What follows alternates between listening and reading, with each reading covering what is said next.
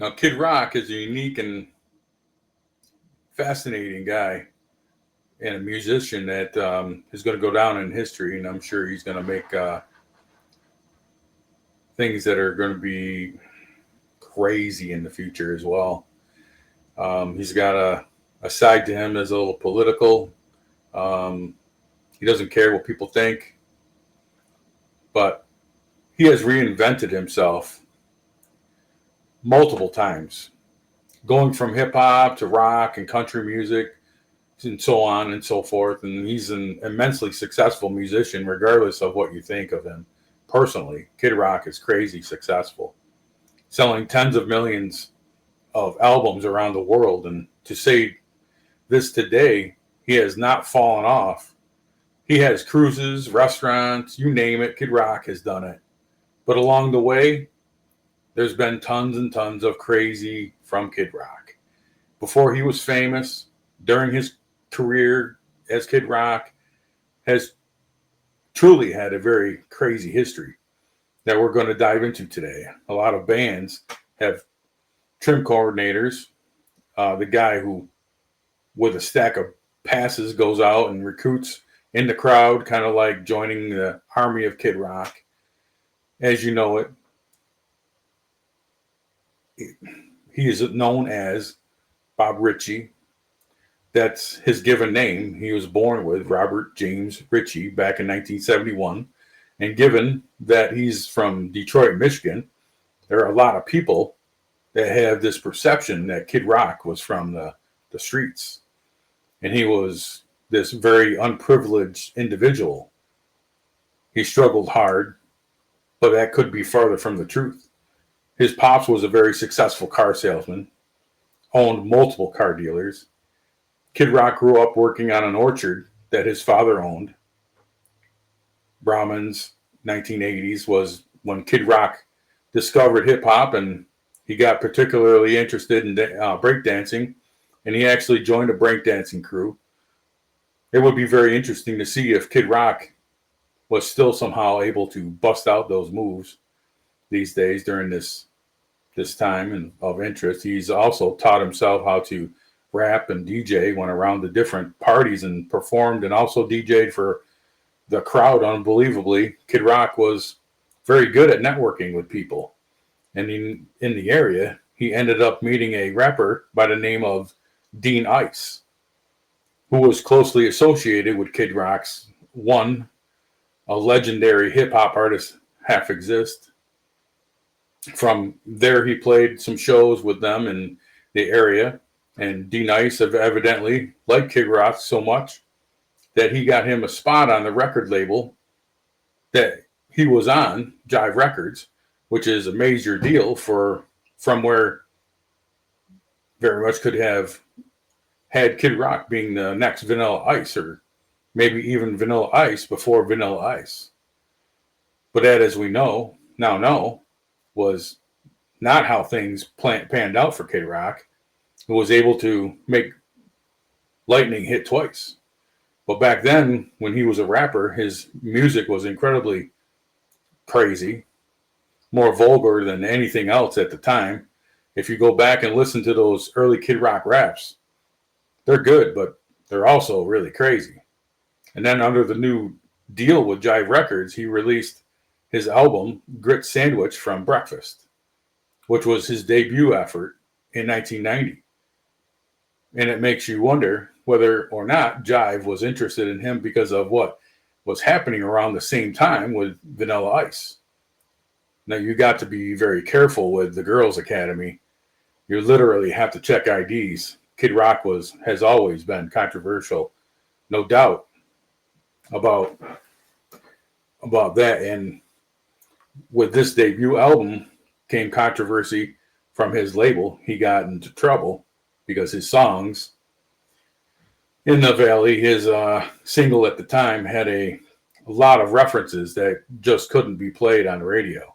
As I mentioned, it was extremely profanity and laced with, when it was played on the radio, issued FCC fines to the radio stations that played the song uncensored. And apparently back then, that was a very big deal. in a big controversy, so much so that in a relation to that, Jive Records dropped Kid Rock from their label. Of course, we didn't know if that was exactly the reason, but the timetables are lining up. Now, a few years later, Jive Records was obviously going to come to very much regret that decision because Kid Rock became one of the most profitable recording artists of the late 1990s and early 2000s, absolutely crushing it. There's something about him and his, well, given no shits attitude that really connects with people despite having that deal with Jive Records. Kid Rock at the time was still very, very much underground, and he released two albums that the Poly Refuse method and Early Morning Stone Pimp over the next few years. Both albums had crazy lyrics, and once again, so he just wasn't getting any radio time.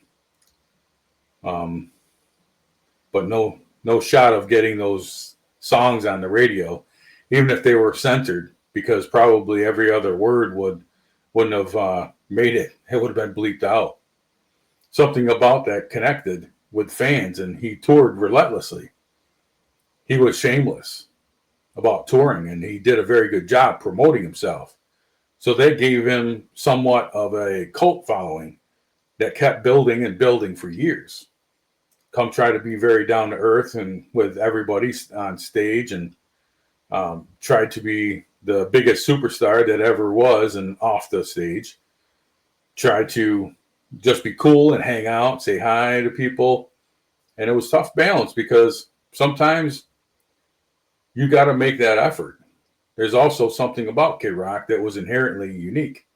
There weren't a lot of hip hop artists, or as a matter of fact, anybody at that time who was a white rapper, but also heavily incorporated elements of country music, hard rock into their music. It was something really people hadn't seen before, or at that point, or not much after the fact either. He was well established that he was a different artist. Major difference between him and Vanilla Ice. He wasn't going to put into the same box. Now, after years of struggling, things were about to take off for Kid Rock in a very big way, and the loss of Jive Records, where they are probably kicking themselves, became the gain of Atlantic Records, who signed him to a deal right before he dropped.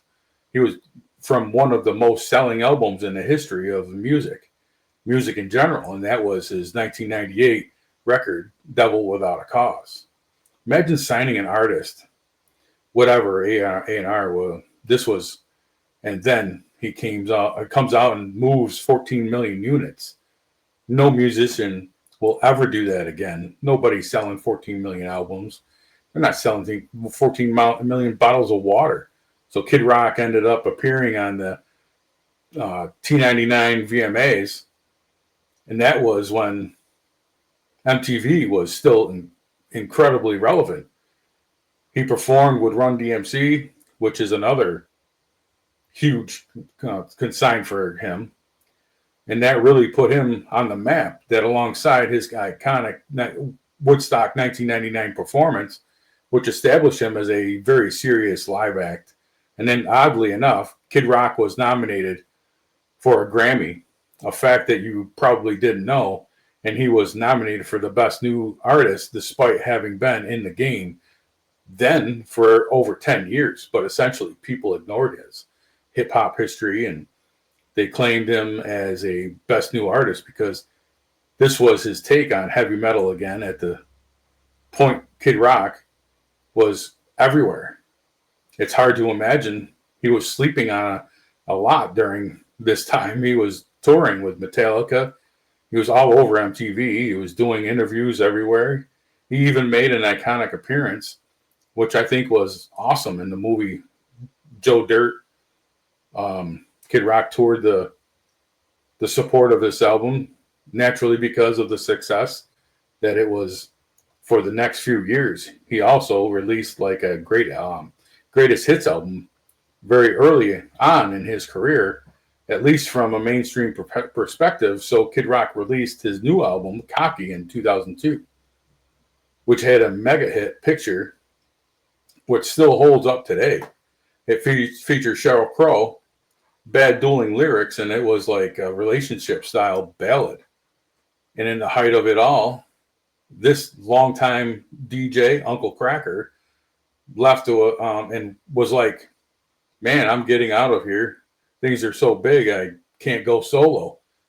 He had a little bit of success on his own, but he probably would have better off sticking with Ron. Now, if you can believe this, Kid Rock was actually the subject of much controversy related to the American flag before he was criticizing people like Colin Kaepernick, and he was being criticized for disrespecting the flag because he wore a poncho, or he basically used the American flag as a poncho, and they said that he was desecrating the flag. Much of this fell by the wayside because that was the same Super Bowl halftime show with Janet Jackson and Justin Timberlake. Now, during this album cycle, while he was recording music like with Sheryl Crow, the two weren't romantically involved. He actually began dating Pamela Anderson around this time, and they would later become married and for a brief time. But their relationship with the last years of and be the cause of much riff in Kid Rock's personal life, and even becoming involved in some feuds and legal situations as a connection to the relationship in 2003. Shortly after releasing the Cocky album, Kid Rock released a self-titled record, again pushing him further into country direction. Kid Rock ended up getting engaged to Pamela Anderson in April of 2002, but they broke up in 2003, and this is where things started to get a little weird for Kid Rock. He had like sort of a fun party vibe to him, and then there were just like strings of crazy situations after crazy situations involving a Waffle House and Tommy Lee from Motley Crue breaking up with Pamela Anderson. He was allegedly charged with assaulting a DJ in a adult club, and as mentioned, just 2 years after that, he got into a scuffle with someone in a Waffle House, which then led to a prolonged lawsuit. There's some footage from the brawl back in the fall of 2007.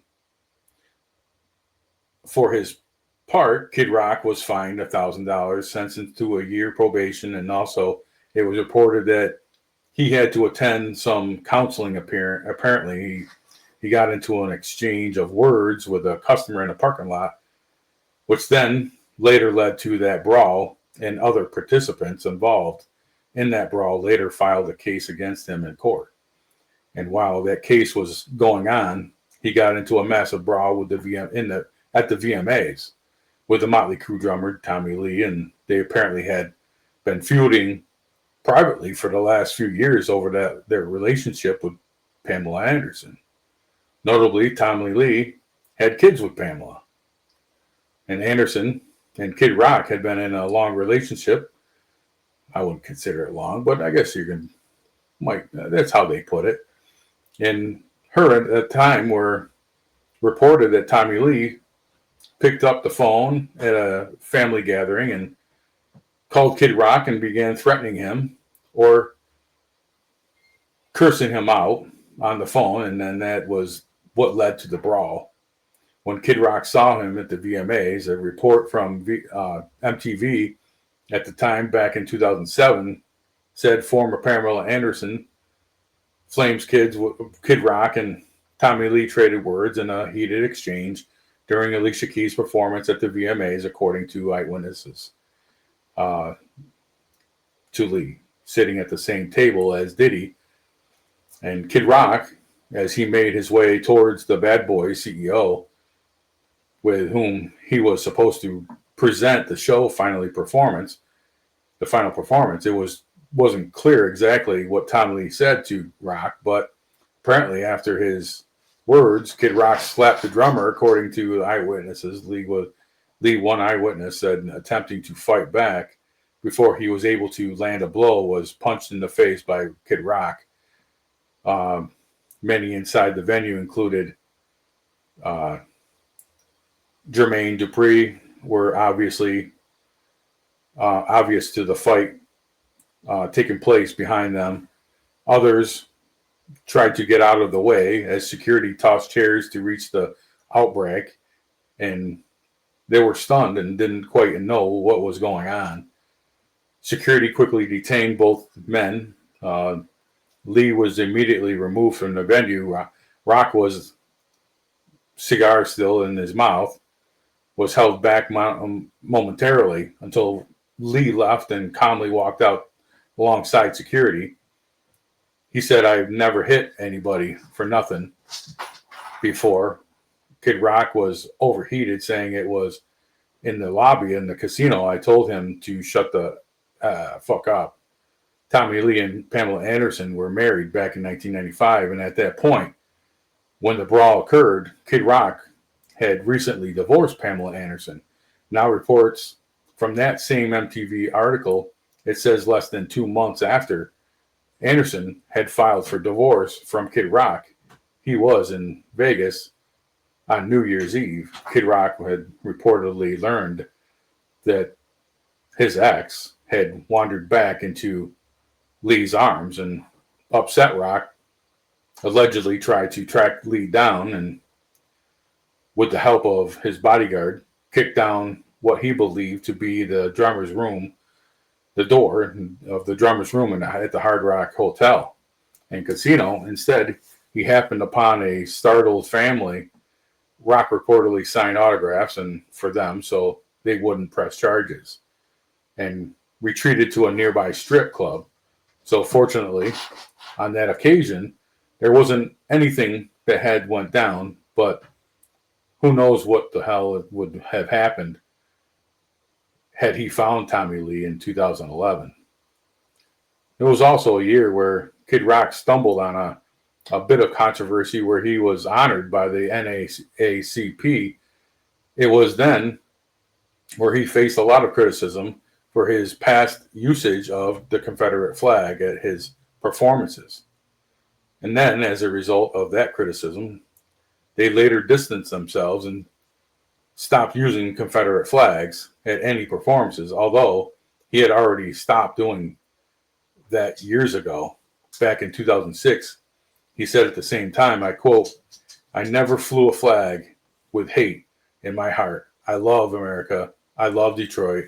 And I love black people. Now, this was sort of a kickoff to a feud Kid Rock has had that's been going on for years with a group by the name of the National Action Network.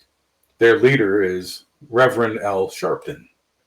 And Kid Rock has basically insinuated that they are going to take over the city now, and he's essentially washing his hands of Detroit. You'll recall that recent story where Kid Rock himself had gotten on stage and talked about how he didn't like Oprah, and he appeared to be intoxicated, and he made a statement after that where he didn't walk back his criticism of Oprah, but he made it appear as though he's really not going to have anything to do with Detroit anymore. I'm sure he'll still celebrate living there, but he did not renew his contract to license his name to that restaurant in the Detroit area, and he has been living in Tennessee for the last few years. Now, in 2015, after the tragic Charleston, South Carolina shooting, National Action Network protested outside of Detroit Historical Museum, which was honoring Kid Rock, and they again urged him to renounce his past usage of the Confederate flag. Again, something he had already done previously on multiple occasions. In response to a request from the Fox News, Kid Rock responded to them in an email saying, Please tell the people who are protesting me to kiss my ass. Since that time, Kid Rock has remained active in the music industry, and he is still successful as he's ever been. And although he has had many times where he's appeared intoxicated and let his thoughts ring out about Oprah and things like that, Kid Rock still has a massive fan base. He is still recording albums, still out tours, selling out shows, playing arenas, and there doesn't appear to be any sign of that slowing down for him, because viewers like you out there are very supportive of Kid Rock and his music. So the story of Kid Rock goes on, and it's gonna go on for quite some time. And he's not that old. He's still very, very much able to put on a great show. And I would imagine that there is a lot more to come, at least for country music fans in the world of Kid Rock. And we're gonna have to wait to see if there's any chance that he puts out another new metal or hard rock album in the near future. But that is your deep dive. And Kid Rock, if you'd like to see more videos like this, any artist, let me know what you think.